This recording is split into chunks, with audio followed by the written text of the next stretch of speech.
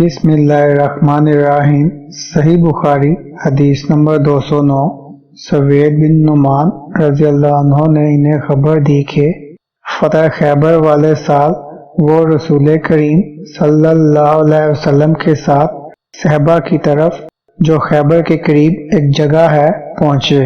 آپ صلی اللہ علیہ وسلم نے عصر کی نماز پڑھی، پھر ناشتہ منگوایا تو سوائے ستو کے اور کچھ نہیں لایا گیا۔ پھر آپ صلی اللہ علیہ وسلم نے حکم دیا تو وہ بھگو دیے گئے۔ پھر رسول کریم صلی اللہ علیہ وسلم نے کھایا اور ہم نے بھی کھایا۔ پھر مغرب کی نماز کے لیے کھڑے ہو گئے۔ آپ صلی اللہ علیہ وسلم نے کلی کی اور ہم نے بھی۔ پھر آپ صلی اللہ علیہ وسلم نے نماز پڑھی اور نیا وضو نہیں کیا۔